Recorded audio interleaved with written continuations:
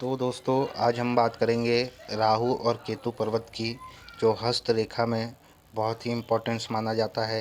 किंतु राहु और केतु हालांकि ग्रह माना जाता है, लेकिन इनका कोई भौतिक अस्तित्व नहीं है दोस्तों। तो आज हम जानेंगे राहु केतु के बारे में। तो दोस्तों फर्स्ट ऑफ ऑल बात कर लेते हैं, और दोस्तों कुछ और जानकारियाँ दे देता हूँ। ये एक गणितीय बिंदु ही के हिसाब से इसकी गणना की जाती है, इतने इम्पोर्टेंस नहीं दिए जाते हैं, पर हस्तरेखा में इनका बहुत ही इम्पोर्टेंस महत्व होता है दोस्तों, इन ग्रहों का, राहु और केतु। तो जानते हैं आज राहु पर्वत। हाथ में राहु पर्वत का स्थान मस्तिष्क रेखा के नीचे तथा शुक्र एवं चंद्र पर्वत के बीच में होता है दोस्तों। इस प्रकार देखिए, ये चंद्र हो गया, ये शुक्र हो गया, और इधर बीच में ये राहु का स्थान होता है दोस्तों। भाग्य रेखा इसी पर्वत से होकर निकलती है दोस्तों। बहुत जनों की भाग्य रेखा इसी पर्वत से, मणिबंध से होकर ऐसे निकलती है दोस्तों। तो जानते हैं, यदि हाथ में राहु पर्वत विकसित हो तो जातक भाग्यवान होता है। इनका मन धार्मिक प्रवृत्ति का होता है। अगर ये हिस्सा उठा हो दोस्तों, तो जातक धैर्यवान होता है, भाग्यवान होता है और स्थिर प्रवृत्ति का होता है दोस्तों। यदि हाथ में राहु पर्वत विकसित हो और जातक की राहु पर्वत पर भाग्य रेखा टूटी हुई हो, इस तरह के जातक के जीवन में एक बार तो ज़रूर ऊपर उठते हैं दोस्तों ऐसे लोग। फिर वे गलत कार्यों में आकर अपनी संपत्ति गंवा देते हैं। अगर देखिए दोस्तों, ये जो अपना राहु पर्वत है, अगर यहाँ से भाग्य रेखा टूटी हुई इस प्रकार निकलती हो, तो दोस्तों ऐसे लोग कमाते तो अच्छा खासा हैं स्टार्टिंग दौर में, पर ऐसे लोग गवा भी देते हैं दोस्तों। अब बात करते हैं दोस्तों, इनकी समाज में अच्छी मान प्रतिष्ठा होती है जिनका पर्वत ये उठा होता है दोस्तों, राहु का। यदि हाथ में राहु पर्वत विकसित हो, यदि हाथ में पर्वत हथेली के मध्य में होता है, तो ये जातक अपने यौवन समय में गलत कार्यों में पड़कर अपने जीवन में बदनाम हो जाते हैं दोस्तों। अगर ये हथेली के मध्य में होता है इस प्रकार, यदि राहु पर्वत का हथेली में अभाव है, मतलब ये दबा हो दोस्तों, या कुछ शाइनें इधर उधर काटती पीटती हो इसको, तो इस प्रकार दोस्तों कोई भी त्रुटि अगर राहु पे आती है, तो वह अपने जीवन में यौवन समय में, मतलब युवा अवस्था में बदनामी पाता है दोस्तों, और यौवन काल भिखारी की तरह व्यतीत करता है दोस्तों। बहुत ही ख़राब स्थिति होती है ऐसे राहु में। तो बात करते हैं दोस्तों, आगे चलते हैं। प्राचीन भारतीय हस्तरेखा शास्त्र इन पर कोई विशेष प्रकाश नहीं डालता है दोस्तों। इनको इतना इम्पोर्टेंस नहीं दिया जाता है राहु पर्वत को। आधुनिक विज्ञान इनका अवश्य समर्थन करते हैं। विद्वानों में हथेली में इनकी स्थिति को लेकर मतभेद है। कुछ विद्वान राहु की स्थिति मंगल मैदान के पास मस्तिष्क रेखा के नीचे मानते हैं दोस्तों।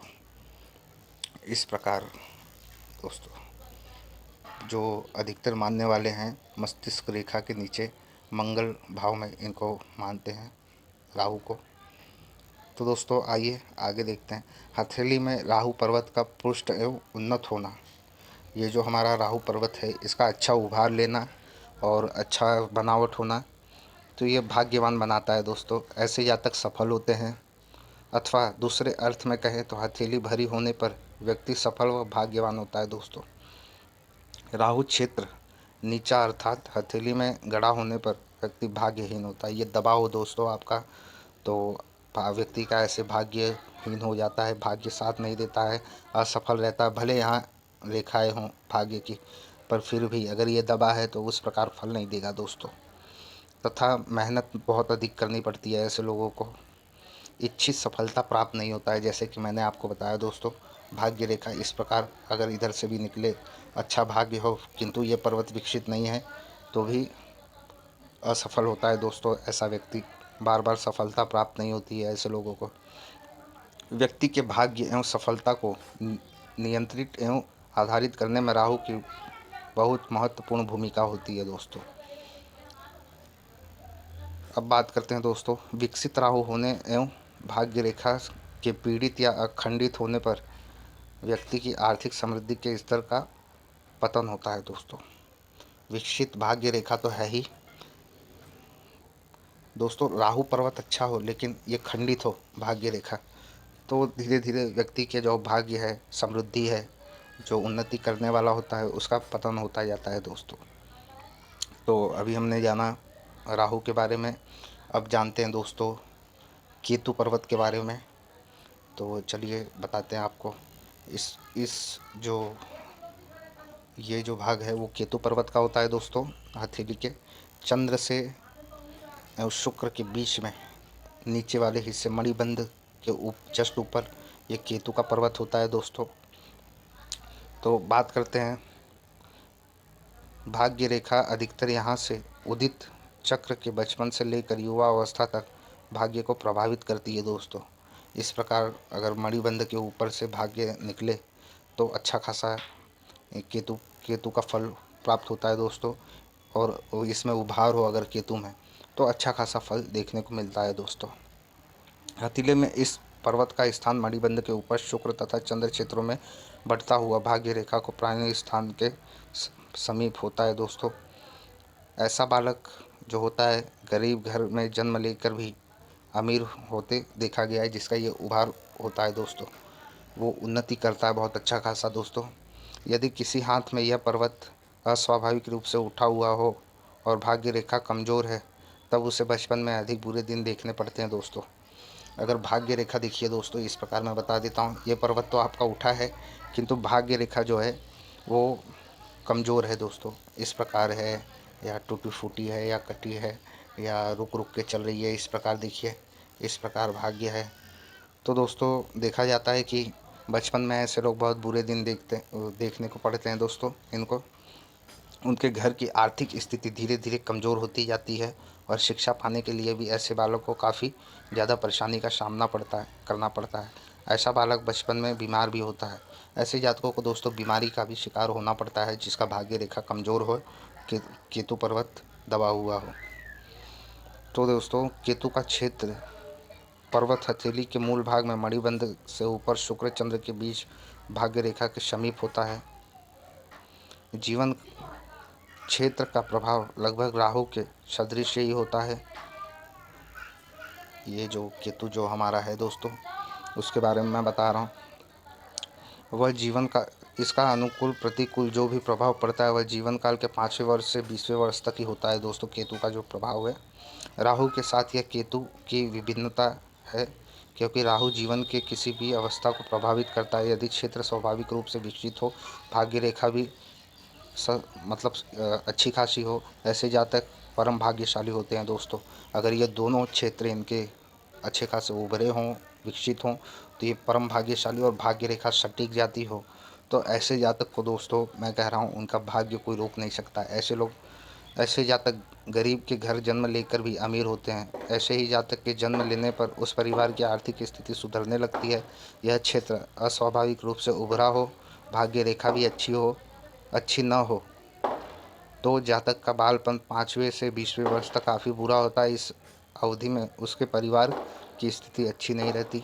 अगर दोस्तों ये जो क्षेत्र है, भाग्य रेखा तो अच्छी है लेकिन उभरा नहीं है, तो 5 वर्ष से 20 वर्ष तक इनके काम में बाधाएं आती है दोस्तों। शिक्षा दीक्षा में बाधाएं आती हैं, परिवार की स्थिति अच्छी नहीं रहती है, शरीर से भी उक्त अवधि में जातक कमज़ोर होता है दोस्तों। ये 5 से 20 साल के उम्र में जातक कमज़ोर होता है। यदि क्षेत्र अविकसित हो तो अच्छी भाग्य रेखा के बावजूद भी जीवन में अर्थाभाव नहीं मिटता। मतलब ऐसे लोग को जीवन में संतुष्टि प्राप्ति नहीं होती है। अगर इनका भाग्य अगर अच्छा है फिर भी केतु का और राहु और केतु का पर्वत दबा हुआ हो, तो ऐसे लोग सुखमय जीवन प्राप्त नहीं करते हैं दोस्तों। तो बात करते हैं दोस्तों राहु केतु पर पाए जाने वाले कुछ चिन्ह के बारे में। आज मैं पूरा डिटेल में बता रहा हूँ दोस्तों राहु और केतु के बारे में, तो आप भी जान लीजिए दोस्तों। एक खड़ी रेखा हो तो व्यक्ति साहसी और उत्साही होता है। अगर इधर देखिए दोस्तों, मैं बताता हूँ आपको, इस प्रकार अगर इधर एक खड़ी रेखा हो इस प्रकार, तो व्यक्ति साहसी और उत्साही होता है दोस्तों।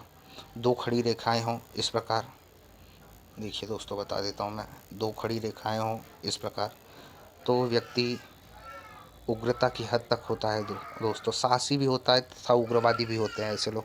बिंदु हो तो सफलता का प्रदान होता है, इस प्रकार कोई बिंदु हो तो सफलता का अच्छा खासा इनका वो होता है। क्रॉस हो तो पद प्रतिष्ठा को ठेस पहुंचता है। देखिए दोस्तों, इस प्रकार क्रॉस हो अगर पर्वत में तो मान प्रतिष्ठा को, इज्जत को ठेस पहुंचता है। अगर वृत्त हो दोस्तों, वृत्त इस प्रकार हो, इस प्रकार हो तो सफलता है। सैन्य सेवा में हो तो उच्च ओहदा प्राप्त करता है दोस्तों। तो जाल हो, इस प्रकार कटी-पटी जाल हो तो दोस्तों धन संपत्ति का अभाव एवं कमज़ोर आर्थिक स्थिति होती है। तो दोस्तों आज हमने बात कर लिया है राहु और केतु के बारे में। उम्मीद करता हूँ आपको वीडियो पसंद आया हो दोस्तों। काफ़ी लंबा हो गया किंतु जानकारी देना भी इम्पोर्टेंस है। तो मिलेंगे हम नेक्स्ट वीडियो में, और इस चैनल को प्यार दीजिए, लाइक करिए, सब्सक्राइब करिए। तो मिलते हैं दोस्तों नेक्स्ट वीडियो में। धन्यवाद।